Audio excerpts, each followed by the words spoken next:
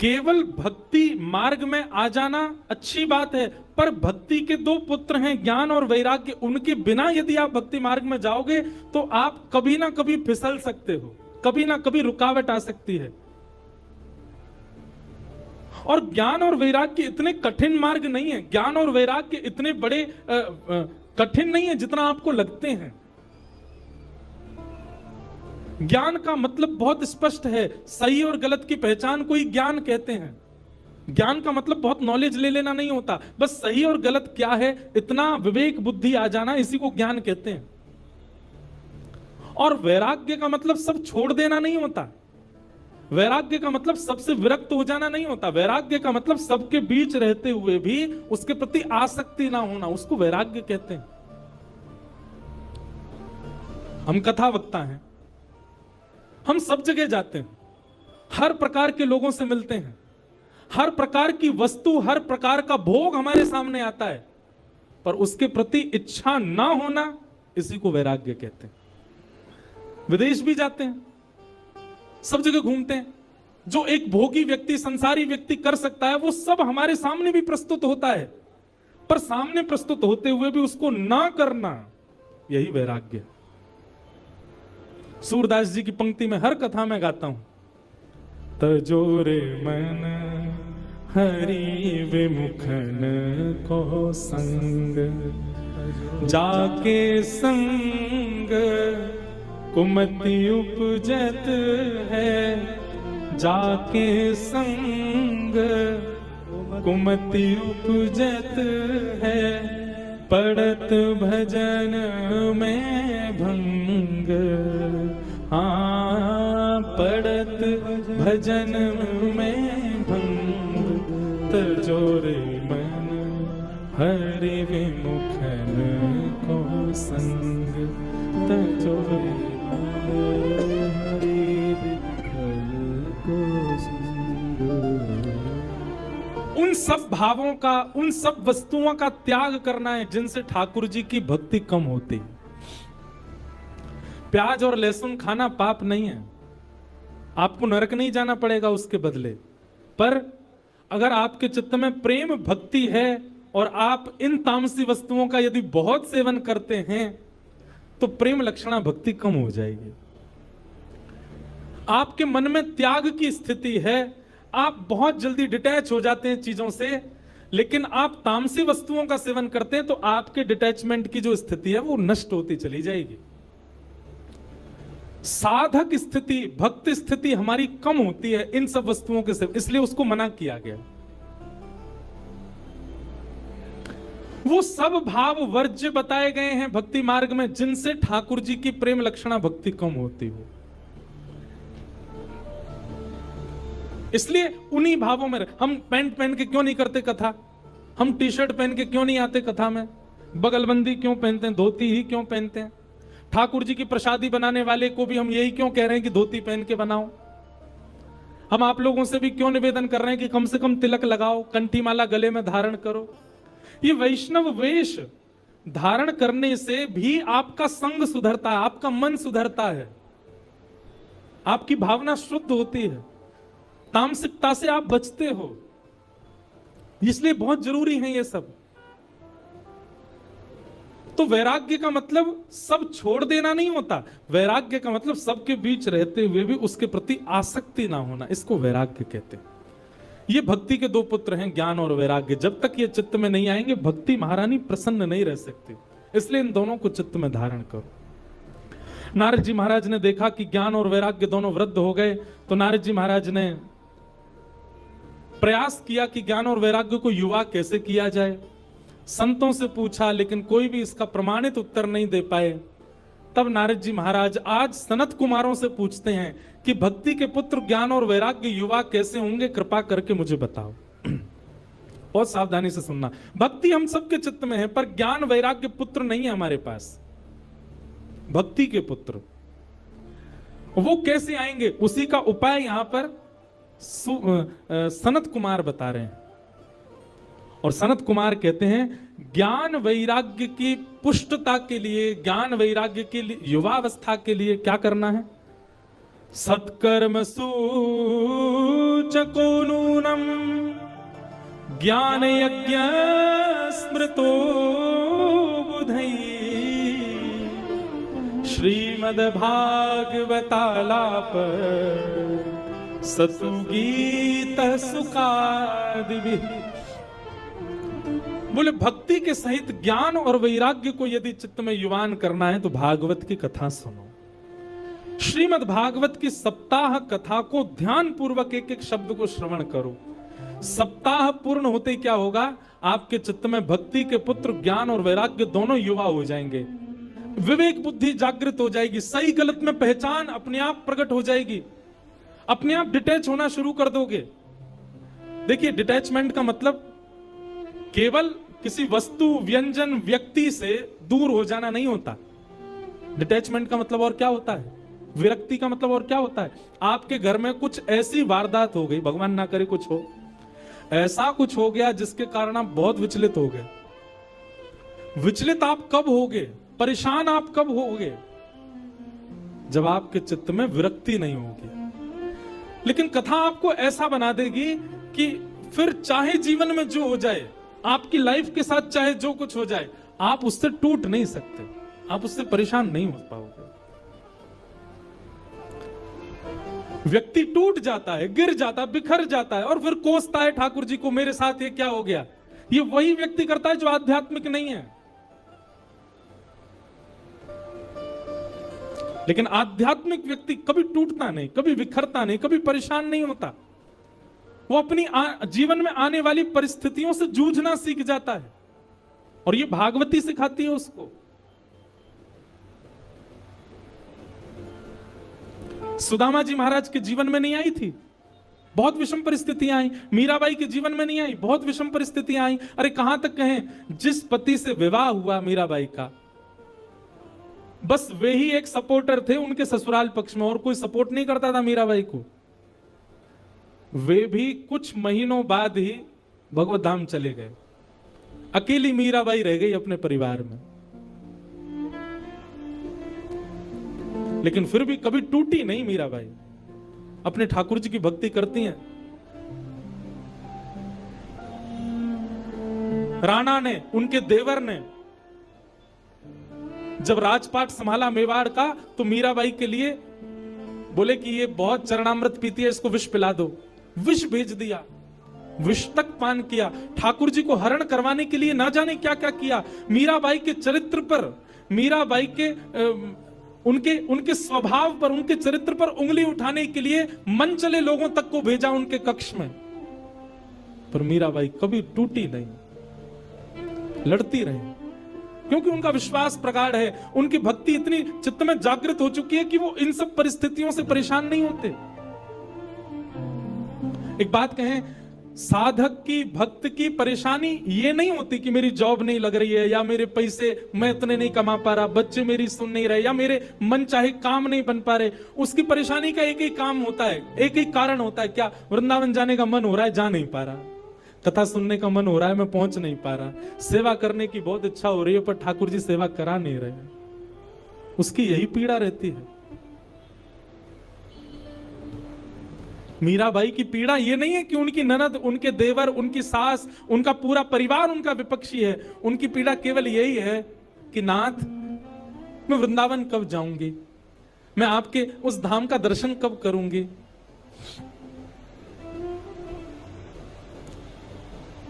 कथा आपको ऐसा बना देती है कि फिर संसारी आने वाली पीड़ाएं आपको अनुभव नहीं होती। आपकी पीड़ा का कारण केवल ठाकुर जी हो जाते हैं कि ठाकुर जी क्यों नहीं मिल रहे हैं। पीड़ा केवल यह है।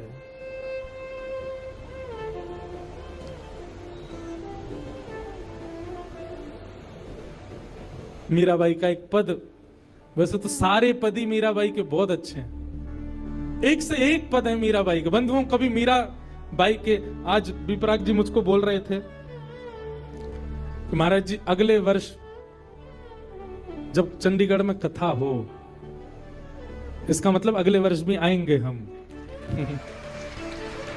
तो आपका भाव था महाराज जी अगले वर्ष जब कथा हो तो आप मीरा चरित्र सुनाइएगा। मीराबाई का चरित्र, अब उन्होंने कहा है, बाकी तो हमारे लाल जी की इच्छा, क्या कहेंगे तो ठाकुर जी जाने। मीराबाई के बड़े सुंदर सुंदर पद हैं। मीराबाई कहती हैं, उनको कोई आके कहता तुम्हारे देवर इतना कष्ट देते हैं, तुम्हारी ननद इतना कष्ट देती है, छोड़ के चले जाओ ना इस परिवार को। मीराबाई कहती नहीं, जब तक कोई गुरुजन आज्ञा नहीं कर देंगे तब तक नहीं जाऊंगी। सहती रही मीराबाई। फिर एक दिन गोस्वामी तुलसीदास जी ने जब उनको आज्ञा की, जाके ही न राम वै देहि तजियता ही कोटि वै रसम यद्यपि परम स्नेहि। वो कितना भी स्नेही क्यों ना हो, यदि उसके चित्त में ठाकुर जी नहीं है तो उसका त्याग कर दो। जब गोस्वामी तुलसीदास जी ने पत्र लिख करके मीराबाई को भेजा, तब मीराबाई ने अपने गिरधर गोपाल को उठाया, तब घर छोड़ करके, अपने ससुराल को छोड़ के फिर वृंदावन आई। तब तक छोड़ा नहीं। मीराबाई से कोई कहता इतनी पीड़ा आपको देते हैं, आपको पीड़ा नहीं होती? मीराबाई कहती हैं, पल पल पिय को रूप निहारूं, निरख निरख सुख पाती।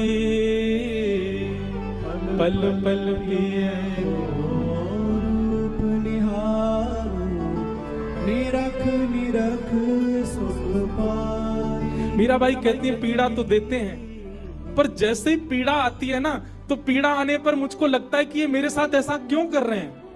पर उसी समय मैं अपने लाल जी को जब देखती हूं, तो लाल जी को देख करके लगता है मुझ पे चाहे जितनी पीड़ा आ जाए, ये तो मेरा साथ नहीं छोड़ रहे ना, ये मेरे संगी हैं। तो जब वे लोग पीड़ा देते हैं तो पीड़ा होती है, पर मैं तब लाल जी को देख ली तो लाल जी को देख करके मेरी पीड़ा दूर हो जाती है। आहा, यह संसार सकल जग झूठा झूठा कुल रानाता। यह संसार सकल जग झूठा झूठा कुल रानाता। इनकी पीड़ा मुझे कहां लग सकती है? झूठे लोग हैं ये, इनसे मेरा कोई संबंध नहीं है। साचे एक राधा रमण जो मेरे साथ हैं, मुझे पीड़ा क्यों होगी? यह संसार सकल जग झूठा झूठा कुल रानाता। यह संसार सकल जग झूठा झूठा कुल रानाता। मीरा के प्रभु गिरधर नागर, मीरा के प्रभु साचे केवल मेरे नाथ हैं। मीरा के प्रभु नटवर नागर, मीरा के प्रभु नटवर नागर। हरि चरणाच राची गिरधर जन्म मरण रासा। गिरधर जन्म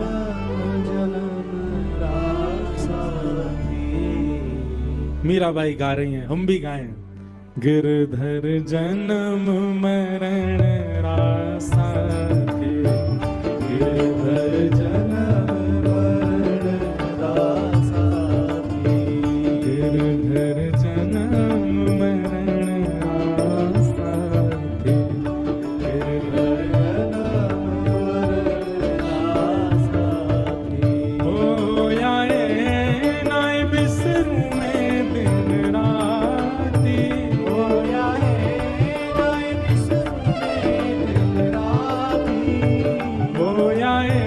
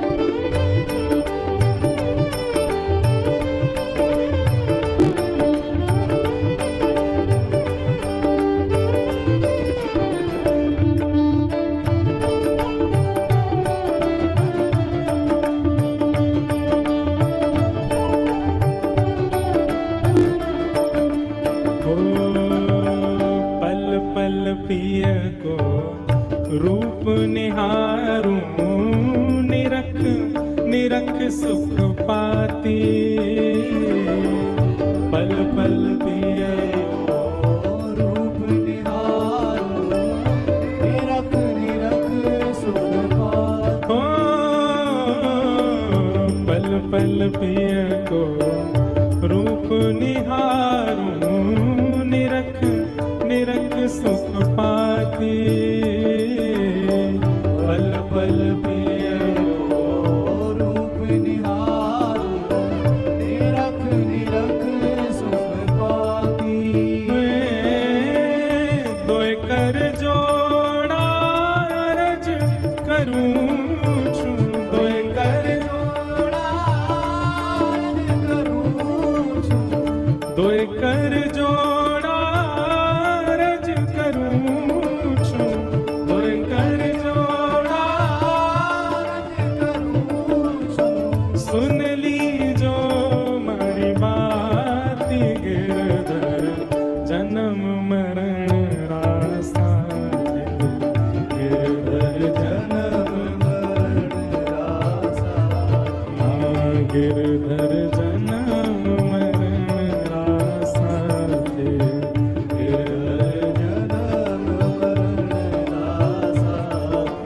ओ आए लाए बिसरूं मैं दिन राती, जाए बिसरूं मैं दिन राती, ओ आए लाए बिसरूं मैं दिन राती, जाए बिसरूं मैं दिन राती। गिरधर जन्म मरण रासा, गिरधर जन्म मरण रासा। करताल बजा के गाओ, बोल वृंदावन बिहारी लाल की।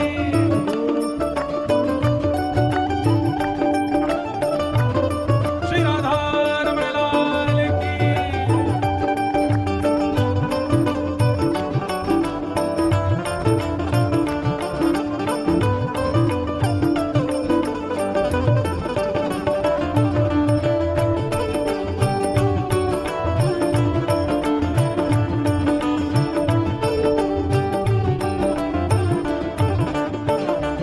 ओ यह संसार सकल जग झूठा, झूठा कुल नाता, यह संसार सकल जग झूठा, झूठा गुण राजा। यह संसार सकल जग झूठा, झूठा कुल नाता, यह संसार सकल जग झूठा, झूठा गुण तो साचा कौन है?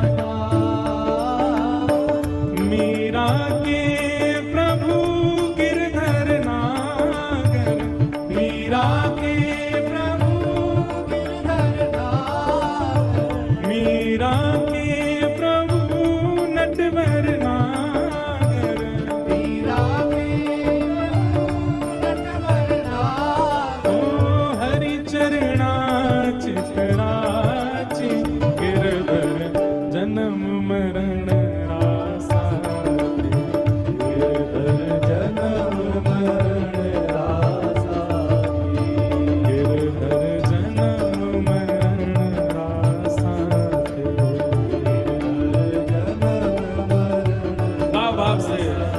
गोविंद मेरो है, गोपाल मेरो है, मेरो है, गोपाल मेरो है। हे मेरा बांके बिहारी नंदलाल मेरो है, मेरा बांके बिहारी नंदलाल मेरो है।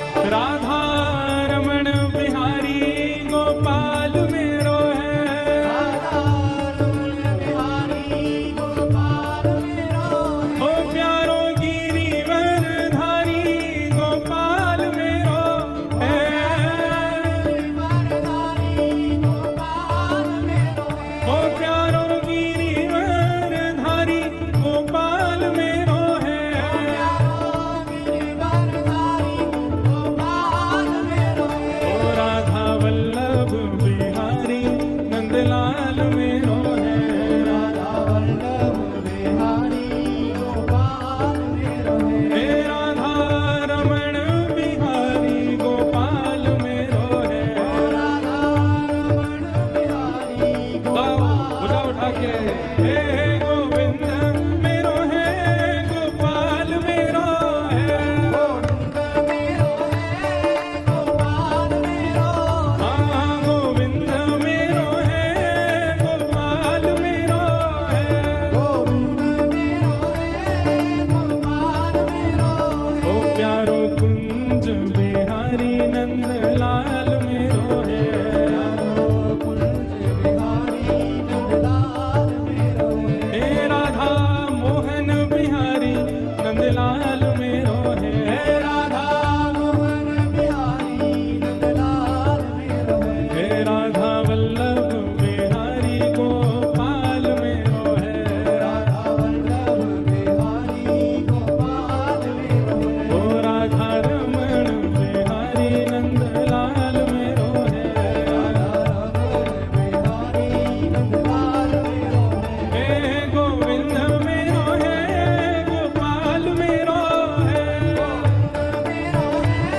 गोपाल मेरो प्यारो गोविंद मेरो है गोपाल मेरो है गोविंद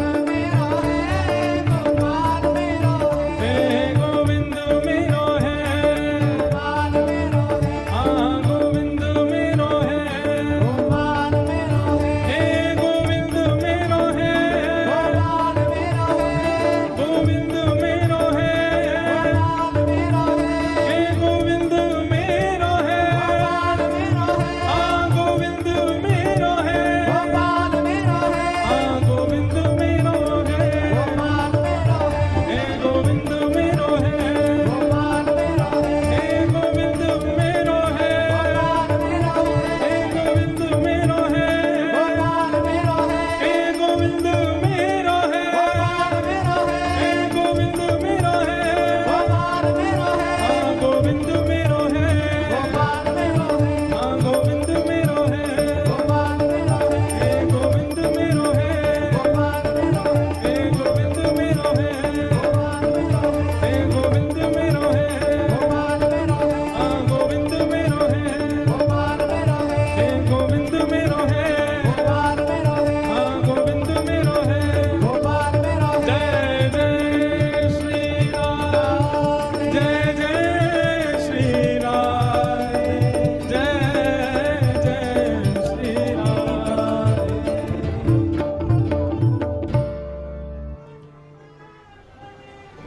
जय हो विराज जाओ भाई विराज जाओ वाह विराज जाओ लालाओं विराज जाओ ऐसी भक्ति एक में जगती भाई दिखी पहले दिना अंतिम दिन तक ये ख्याल है जाए महाराज सबरे यूं ही बोलते रहो चंडीगढ़ के गली गली में एक ही नारा क्या बोले वृंदावन बिहारी लाल की वाह तो यह संसार सकल जग झूठा झूठा कुल नाता यह संसार सकल जग झूठा झूठा कुल रान्याता मीरा के प्रभु गिरधर नागर मीरा के प्रभु गिरधर नागर हरि चरणा चितराची गिरधर जन्म मरण रासाथी गिरधर जन्म मरण रास तो मीराबाई की सब विपरीत परिस्थिति थी पर मीराबाई ने किसी का त्याग नहीं किया जब किसी संत की आज्ञा हो गई तो सब छोड़ दिया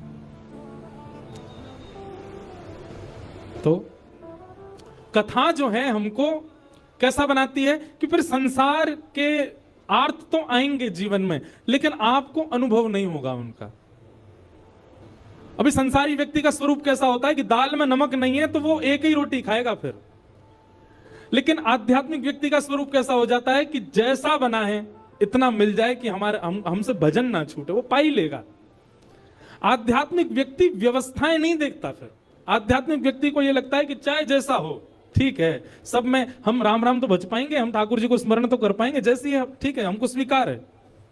वर्सेटाइल बनाती है कथा आपको। और क्षमा कीजिएगा, ऐसे कथा सुन सुन के नहीं बन पा रहे हो तो आप कथा सुन नहीं रहे हो, टाइम वेस्ट करते हो आकर के। कथा सुन करके तो ऐसे हो जाओ सहज, चाहे जैसी स्थिति जैसी परिस्थिति, संसार में जैसे लोग, जीवन में जितने आर्थ विपत्ति पीड़ा कष्ट, आप प्रसन्न ही रहो, आप अपने समभाव में रहो, कोई दिक्कत आपको दिखनी नहीं चाहिए, होनी नहीं चाहिए। और छोटी छोटी बात पर सिर चढ़ जाता है आपका।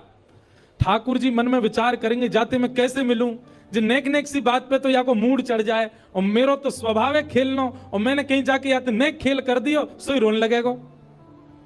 अब देखो गोविंद दास जी एक अष्ट सखाओं में एक सखा हुए गोविंद दास, देखो यहाँ अष्ट सखा भी बैठे हैं, पीछे दिख रहे हैं ना, ठाकुर जी के बगल में 1 2 3 4 सखा यहाँ बैठे हैं, 4 सखा इधर बैठे हैं। तो गोविंद दास जी एक गोविंद दास सखा हुए ठाकुर जी के। अब ऐसी लीला है कि पढ़े लिखे लोग तो इस लीला को सुनकर के बोलेंगे बताओ ऐसा भी होता है, पर वास्तविकता यही है। तो गोविंद दास जी ठाकुर जी उनके साथ खेलते थे। गुसाई जी तो आरती करते श्रीनाथ जी की, और सामने बैठे गोविंद दास को देख करके ठाकुर जी अपने सहन चलाते। गोविंद दास कहते डट जाओ आरती चल रही है अभी, और किसी दर्शनार्थी को नहीं दिखता था, बस गोविंद दास को दिख रहा है, सूरदास जी को दिख रहा है, चीत स्वामी जी को दिख, इन अष्ट सखाओं को ही दिखता था। महाराज ऐसी ऐसी लीला गोविंद दास जी के संग करते। गुसाई जी श्रृंगार कर रहे हैं ठाकुर जी का, तो श्रृंगार में मोतियों की लड़ पहना रहे हैं। अब गुसाई जी तो श्रृंगार करते करते इधर उधर कहीं गए, सामने बैठे गोविंद दास पद गा रहे हैं। आज ठाकुर जी की पीतांबर अति सोहे, गले में वैजंती माला अति सोहे, सिर पर मुकुट अति सोहे। ठाकुर जी यहां मोती उठा रहे हैं, मोती उठा करके गोविंद दास पे मार रहे हैं। गोविंद दास के सिर पे महाराज गुम्माटा उठ गया। गुम्माटा समझते हैं, कभी कभी सिर में जोर से लग जाए तो ऐसे उठ जाता है ना, गोविंद दास का सिर में गुम्माटा उठ गया। तो गोविंद दास पद गाते गाते देखिए ठाकुर जी मोती मार रहे हैं, ऊपर से ठाकुर जी ऐसे सींग दिखा रहे हैं। ये लीला गोविंद दास को दिख रही है, बाकियों को ठाकुर जी ऐसे ही दिख रहे हैं। तो गोविंद दास बोले अच्छा तो बताऊं, रुक जा। मोती उठा करके ठाकुर जी पर मारा। अब ठाकुर जी पर जैसे ही मारने लगे, इतने में गुसाई जी आया तो गुसाई जी में लग गया वो। गुसाई जी बोले गोविंद दास जी क्या कर रहे हो तू, हैं ठाकुर जी मोती मार रहे हो। गोविंद दास से हाथ धर के गए, देखो गुम्मा टोट को मेरो तुम्हारो लाला मारे तब कोई बात नहीं, या समझा लो पहले बहुत मारे हमें। ऐसे ठाकुर जी लीला करते थे। गुसाई जी गोविंद दास को हृदय से लगाते, गोविंद दास तू कितना भाग्यशाली, लाला खेले तेरे संग में। दोपहर में हमारे ब्रजमंडल में सारे मंदिर बंद हो जाते हैं 12-1 बजे। उसका भाव यह है कि ठाकुर जी गैया चराने गए हैं। अब तो दोपहर के समय जैसे मंदिर बंद होते, ठाकुर जी महाराज फेंटा कस के आ जाते, ए गोविंदा चल खेल वे चल रहे हैं। ठाकुर जी गोविंद दास के संग खेलने जाते। एक दिन ठाकुर जी बोले गोविंदा तू घोड़ा बन जा, मैं तेरे ऊपर बैठ के डोलूंगो। गोविंद दास जी घोड़ा बन गए। घोड़ा बन के ठाकुर जी ऊपर बैठ गए, और गोविंद दास की 2 पौनी बना दी ऐसी, और 2 पौनी इनको ऐसे पकड़ पकड़ के ठाकुर जी चला रहे हैं। और ठाकुर जी तो खेले भैया, कछु भी कर सकें, इसलिए भैया ज्यादा नखरेबाज यदि हो तो ये बात लिख लियो, ठाकुर जी ना मिलवे वाले आप हैं। नेक्से से नमक पे, मिर्ची पे, नींबू पे ये घर में अधर कर दियो महाराज, ऊधम मचा दियो, ऐसी नहीं चलो रात भर सोए नहीं। इतने अव्यवस्थित यदि हो तो यूं समझ लियो ठाकुर जी नहीं मिलेंगे आपको, क्योंकि ठाकुर जी तो व्यवस्था छीनते हैं, उल्टा करते हैं ठाकुर जी। गोविंद दास के ऊपर बैठ गए और उसको चलाने लगे। अब चलते चलते गोविंद दास रुक गए, तो ठाकुर जी बोले ए गोविंदा चल, ए मेरे घोड़ा चल। गोविंद दास जी बोले जय जय जय जय, नेक उतर जाओ। ठाकुर जी बोले काय को? गोविंद दास जी बोले लघु शंका लगी है, नेक मुझे जानो है, नेक उतर जाओ। ठाकुर जी बोले ऐसी बात कर रहे हो गोविंदा, हैं कोई घुड़सवार घोड़ा पे बैठ के घूमे और घोड़ा को लघु शंका आवे तो वो का यूं के ओ भैया नेक उतर जा, मैं लघु शंका करके आऊं, फिर बैठी हूं मेरे ऊपर। गोविंदास जी बोले तो कहा आज्ञा? बोले आज्ञा वो ये जो कह रहा हूं, जैसे घोड़ा बिना आज्ञा लिए अपने व्यक्ति को ऊपर बैठा के सब काम कर ले, बस तू कर ले। तो गोविंद दास जी ऐसे घोड़ा बन करके चल रहे हैं, ठाकुर जी ऊपर बैठे हैं और सब कर आए काम। अब इतने में ही कोई व्यक्ति वहां से जा रहा था, अब उस व्यक्ति को ठाकुर जी नहीं दिख रहे हैं, उसको गोविंदास चलते चलते दिख रहे हैं। उसने जब देखा, अरे राम राम राम राम जी, गोविंदास ये क्या कर रहा है? घोड़ा बन के चल रहा, वो वस्त्रों में ही सब कर रहा है। वो दौड़ करके गया और गोसाई जी से जाके शिकायत कर दी, बोले आप गोविंदास को इतना सिर पे चढ़ा रखा है, आप उसको ठाकुर जी के सामने बैठा देते हो, पद गाने की सेवा देते हो, आप इतनी उस पर अनुग्रह कृपा। भैया सुनो, ओ भैया पानी बांटवे बारे सुनो, जे पानी तब बटेगो जब भजन होएगो, कथा में पानी नहीं देनो कोई। मुझे भी तो प्यास लग रही है, मोते तो पूछी ना तुमने, जनता में बांट रहे हो। भाई देखो श्रोताओं, हमारी बात सुनो, कथा ऐसे सुनो जैसे व्यास जी कथा सुनाते, बिना फोन चलाए, बिना पानी पिए, बिना उबासी लिए, बिना इधर उधर हुए, एक चित्त आपको हम देखते रहते हैं। 3:30 बजे से बैठे हैं, कितने बज गए? 6:30। हमने पानी पिया। पानी पीने को मना नहीं है, पर जब भजन कीर्तन हो तब पियो, है ना। अब जिन जिन पर मिल गया वो डुकुस लो, पी लो और जिनको नहीं मिला वो पद का प्रतीक्षा करो, पद आवे तब ही पानी बांटनो है। ठीक है भैया, पानी वारे भैया सबरे बैठ जाओ। बोलो वृंदावन बिहारी लाल की। मैंने कि हम लीला सुना रहे हैं, जिस सबरे इधर उधर क्या कर रहे हैं बताओ। तो महाराज किसी व्यक्ति ने गोविंदास जी को ऐसे देख लिया, ओहो जो तो ऐसे ही डोल रहा है और चलते फिरते कर रहा है। गोसाई जी से जाकर के शिकायत कर दी और गोसाई जी से कही, बोले गोसाई जी आपने गोविंदास को बहुत सिर पर चढ़ा लिया आज। अरे भाई, खड़े होके लघु शंका करना भी मना है शास्त्रों में, वो तो ऐसे बैठ करके चलते चलते कर रहा था और वस्त्रों में ही कर रहा था, इतना अपवित्र, और आप उसको मंदिर की सेवा देते हो। गोसाई जी को सुन करके अच्छा नहीं लगा। शाम को स्नान आदि करके दूसरे वस्त्र पहन करके गोविंदास आए। आकर के आपने गोसाई जी को प्रणाम किया तो गोसाई जी ने मुंह फेर लिया। तो गोविंदास बोले, जय जय, आप नाराज हो हमसे? गोसाई जी बोले, आप आचार विचार सब भूल चुके हैं अपना, आप इस प्रकार से आज कुछ कर रहे थे, मुझे लोगों ने बताया आकर के। गोविंदास जी बोले, आपकी बात है जाए तो मैं बोलूं? बोला हाँ बोलो। बोले मोते मत कहो, अपने लाला को समझाओ। जय हट करके बैठे, जय जिद करे, कहा करूं, कहां तक समझाऊं जाकू मैं? आज मुझको घोड़ा बना लियो और घोड़ा बना के मेरे 2 पौनी बना के ऐसे ऐसे चला रहे मोए। तब मैंने इनसे कहीं जय जने को उतर जाओ, मैंने एक लघु शंका कर आऊं, स्नान कर आऊं, फिर बैठ जाइयो। तो मुझे बोले, घोड़ा कभी आज्ञा ले, तू तो मेरा घोड़ा है, ऐसी कर ले। इनकी आज्ञा सो मैंने कियो, मैंने अपनी इच्छा सो नहीं, क्यों नहीं, मैं क्यों करूंगा ऐसा। गोविंदास जी की बात सुनकर के गोसाई विठलनाथ जी इतने भावुक हो गए, इतने भावुक हो गए। उस दिन गोसाई जी ने नियम बना दिया, सबको बोल दिया, बोले सुनो आज के बाद गोविंदास कुछ भी करे इसकी शिकायत हमसे मत करना। क्यों?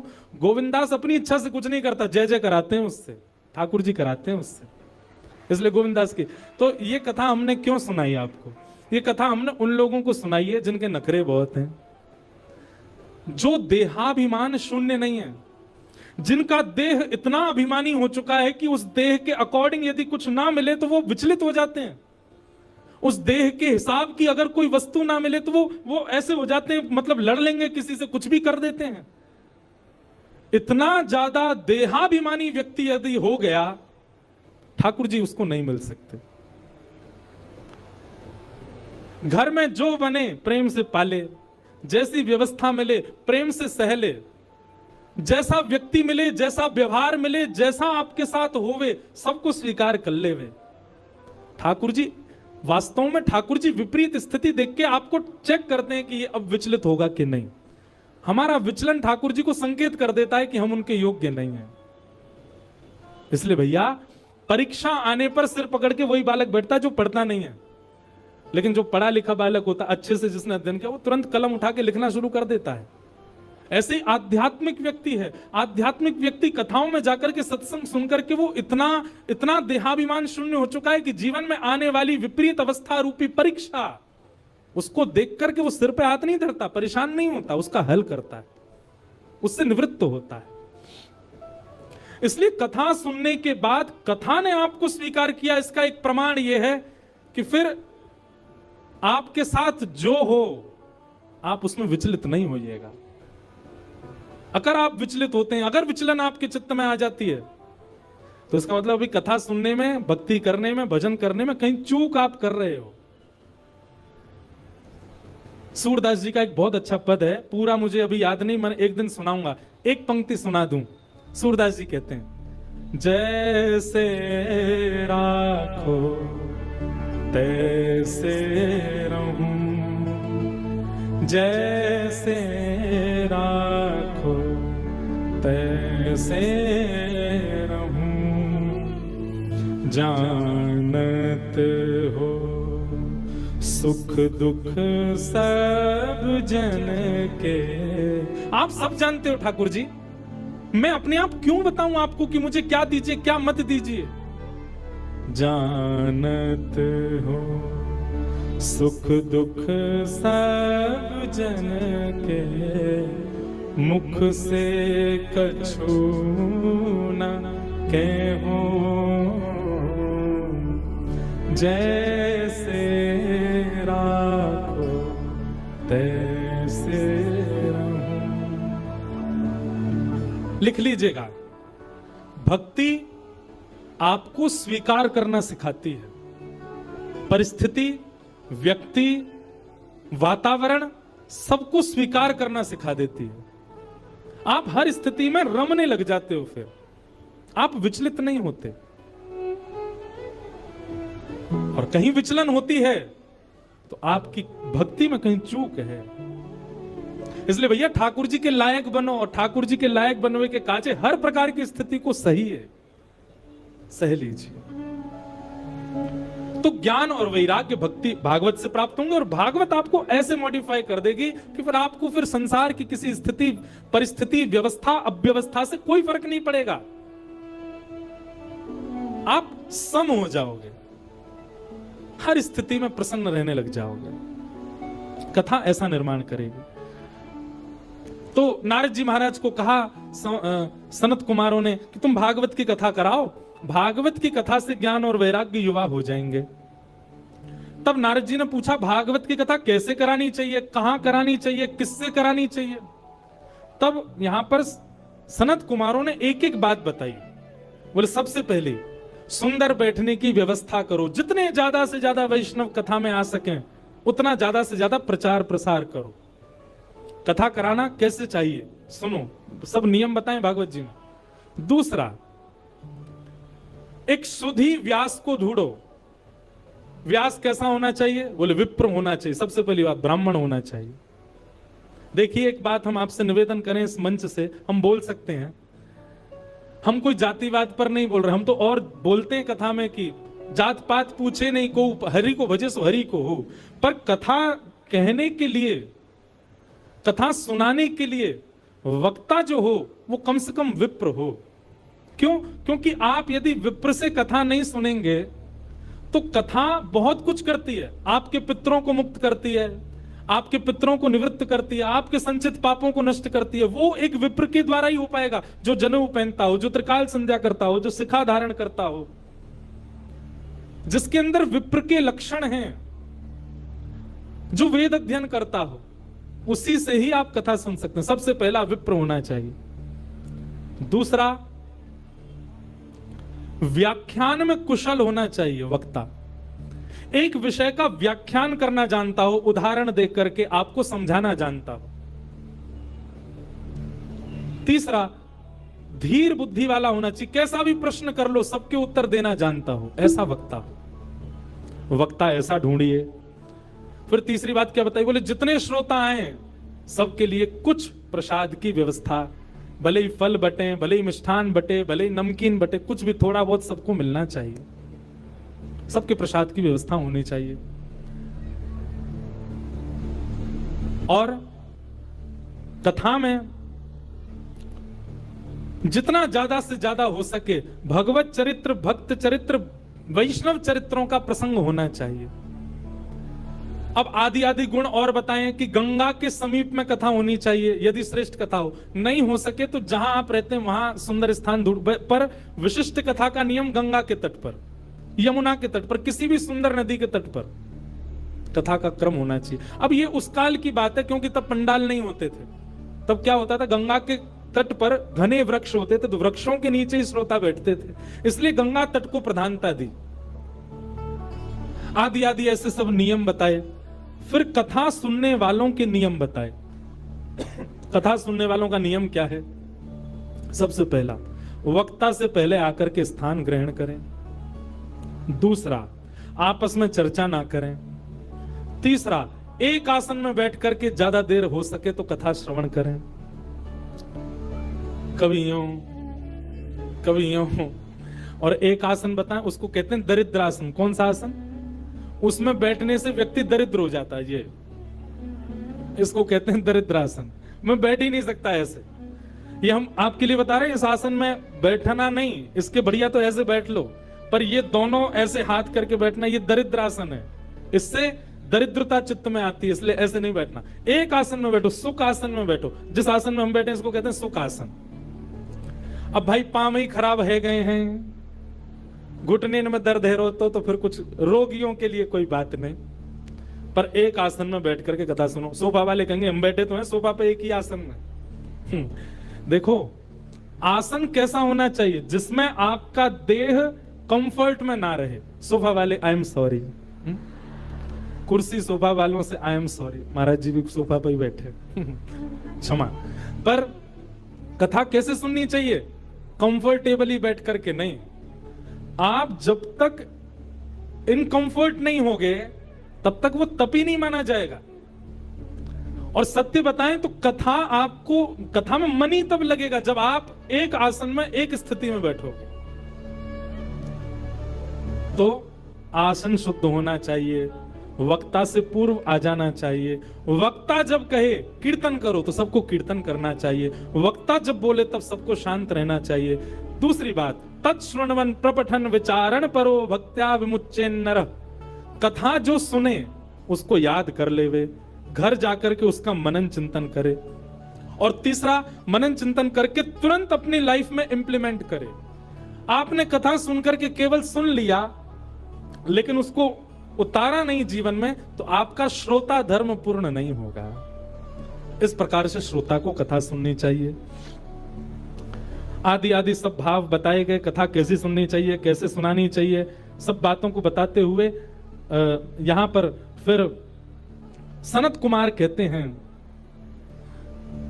तावत् पापानि देहिस्मिन् निवसन्ति तपोधनाः यावन्न श्रूयते सम्यक् श्रीमद्भागवतम नरैः। बोले भैया आज कौन सा डे है? आज मंडे है, सोमवार है। हमारी कथा विश्राम कब होगी? रविवार को, संडे को। हम सबके जीवन में 7 ही दिन होते हैं। बहुत सावधानी से सुनिएगा सब लोग। आप सोमवार की कथा जब सुनते हैं, ये बात मैं नहीं कह रहा हूं, भागवत जी में लिखा है, आज सोमवार के दिन आप कथा सुन रहे हो तो आज के दिन की कथा सुनने से आपको फल क्या मिला कि आपके पूर्व के जीवन में जितने सोमवार जन्म से लेकर अब तक निकल चुके हैं और उनमें हमसे जो भी पाप हुआ है वो आज की कथा सुनने से नष्ट हो जाएगा। कल की कथा आप सुनोगे, कल क्या है? मंगलवार। मंगलवार की कथा सुनो, जितने मंगलवार आ चुके जीवन में सबके पाप नष्ट हो जाएंगे। इस प्रकार करते करते जब रविवार की कथा आप सुनोगे विश्राम दिवस की, और कथा सुनते ही जैसे ही कथा विश्राम होगी आप क्या हो जाओगे? पूर्ण पवित्र। आपका अकाउंट क्या हो जाएगा? 0, सब खत्म। अब अगले सोमवार से आपका नया जीवन शुरू है। आपके पूर्व के सारे पाप शून्य हो चुके हैं। लेकिन अब एक बात और सुनो, यह भी कब होता है? ऐसे तो कोई भी आके बैठ जाए कथा में, दिन भर चोर चोरी करे, शाम को कथा में आके सुन ले कथा। चलो आज का खाता तो खत्म हो गया, पुलिस पकड़ के ले, बोल मुझे पकड़ नहीं सकते, अब व्यास जी ने मना किया, मेरे सारे पाप नष्ट हो गए, आज कथा सुनी आया मैं। सुबह चोरी करी थी पर कथा सुन ली, फिर मैंने सब शून्य हो गया। ऐसा नहीं, आप कथा में संकल्पित होकर के बैठिए। भागवत जी से निवेदन कीजिए, हे भागवत जी हम 7 दिन के लिए आपकी शरण में आए हैं। हे शब्द रूपी श्री कृष्ण, हम 7 दिन के लिए आपकी शरण में आए हैं। आप कृपा करके इन 7 दिनों में हमसे पूर्व में जो भी अपराध बन गया है उन सबको आप समाप्त कर दीजिए। हम आपको वचन देते हैं संकल्प लेकर के कि हम जीवन में दोबारा ये गलती नहीं दोहराएंगे, तब आप पाप निवृत्त होगे। अच्छा, उसमें शर्त एक और होती है। भागवत जी ने 7 दिन में आपको पवित्र कर दिया और कहीं आपने 7 दिन बाद उन चीजों को पुनः दोहराया। जैसे आप तंबाकू खाते थे, सिगरेट पीते थे, नशा करते थे, जो भी करते थे, आपने संकल्प लिया भागवत जी हमने पूर्व में जो जो किया उन सबको आप समाप्त कर दो, हम वचन देते हैं अब नहीं करेंगे। तो भागवत जी आपको पवित्र कर देंगे 7 दिन में। लेकिन 7 दिन बाद जीवन में फिर कभी आपने वो क्रिया की तो फिर जितनी आपकी नष्ट हुई है मल्टीप्लाई इंटू 1000 होकर के दोबारा लग जाएगी। 1000 गुना ज्यादा होकर के आपको वह पाप पुनः लग जाएगा। इसलिए भैया जो अपने व्यसन नहीं छोड़ सकते, हम मंच से कह रहे हैं कल से कथा में आप नहीं आइएगा, क्योंकि आप उस व्यसन को नहीं छोड़ पा रहे हैं और कथा आप सुन रहे हैं, क्या फायदा? मल्टीप्लाई इंटू 1000 हो जाएगा और ज्यादा आपको पाप लग जाएगा। इसलिए कथा सुनने की सामर्थ्य वही लोग रखिएगा जो पुनः संकल्पित हो जाते हैं कि हम नहीं करेंगे। 2-4 लोग मुझे उठते से दिखाई दिए, नहीं बेचारे वो किसी को ढूंढ रहे फोन पे। मुझे लगा कि 2-4 लोग उठ रहे हैं, इसका मतलब यूं सोच रहे होंगे कि यार गलत फंस गए हम तो खतरा में, हम तो छोड़ ही नहीं सकते अपना व्यसन, और ये व्यास जी तो यहाँ तो पूरी कसम बसम खिला रहे हैं। भैया हमारी एक बात सुनो, संबंध किसको कहते हैं? जहां पर एक व्यक्ति अपने दूसरे प्रेमी के लिए स्वयं को बदलता है। कथा हम लोग ठाकुर जी से संबंध बनाने के लिए सुनते हैं, तो क्या हम इतना नहीं बदल सकते कि जो हमारे बुरे कर्म हैं, जो हम गलत क्रिया करते हैं, और विशेष रूप से सुनिए ध्यान से पंजाब के हमारे युवा भाई बहन, वैसे तो यहां सब अच्छे ही बैठे हैं, पर आपके जो मित्र आदि हैं बहुत व्यसन में पड़े हुए हैं। पंजाब सबसे समृद्ध प्रांत है भारत का। जैसे शरीर में सारे पार्ट्स आपके ठीक हैं, पर माइंड खराब हो जाए तो सबको खराब करने की सामर्थ्य केवल माइंड में है। ठीक वैसे ही भारत के अनेक प्रांत हैं, पर भारत का सबसे समृद्ध प्रांत पंजाब है। इसका मतलब भारत की बहुत सी इकोनॉमी पंजाब के लोगों से चलती है। बिजनेस में देख लो, इंडस्ट्री में देख लो, गायकी में देखो, हर जगह पंजाबी आगे हैं। यहां के लोग ही अपना खान पान और व्यसन नहीं छोड़ेंगे तो पूरे भारत पर उसका इंपैक्ट पड़ेगा। इसलिए हमारी युवाओं से प्रार्थना, जो जो कथा में बैठे हैं अपने अपने सखा सखीन को पकड़ के लाओ कथा में और उनको सुनवाओ, और जब कथा सुन लेना वो पूरी 7 दिन, तब उनको ये वाली बात बताना, बोल अब तेने अगर पाप किया तो 1000 मल्टीप्लाई हो जाएगा। पहले ही बता दी तो डर के मारे आएगा ही नहीं, वो कह देगा वायरल हो गया मैं नहीं आ सकता। तो कथा आपको पवित्र करेगी। तावत पापानि देहेस्मिन्, पाप तब तक आपके शरीर में रहेगा जब तक आप कथा पंडाल में नहीं आए। कथा पंडाल में आते पाप सारे भाग जाते हैं, पर कब? जब श्रोता संकल्पित हो जाता है। ऐसी भागवत की कथा के बारे में बताया। और इस प्रकार अब ये कथा भक्ति ज्ञान वैराग्य की पुष्टता के लिए हो रही थी। तभी उस सभा में भक्ति महारानी अपने दोनों पुत्र के साथ आ गई, और दोनों पुत्र जो कि वृद्ध हो चुके, कथा में आते ही नवीन स्वरूपनी, नया स्वरूप हो गया, पकी हुई दाढ़ी बिल्कुल चली गई, बिल्कुल युवा हो गए दोनों, ज्ञान और वैराग्य। भक्ति महारानी देख करके नृत्य करने लगी। भक्ति सुतौ तौ तरणौ गृहीत्वा प्रेमैक रूपा सहसा विरासी, श्री कृष्ण गोविंद हरे मुरारे नाथेति नामानि मुहुर्वदन्ति। भक्ति ज्ञान वैराग्य दोनों तीनों नृत्य करने लगे, युवावस्था में आ गए, और कहा महाराज बड़ी कृपा, इस कथा ने वो कर दिया जो कोई नहीं कर पाया। ज्ञान वैराग्य जो वृद्ध हो चुके थे दोनों युवा हो गए। भक्ति अपने युवा पुत्रों को देख करके प्रसन्न हो गई। तो भागवत जी क्या करती है? चश्मे की खरीदारी तो आपने बहुत की होगी,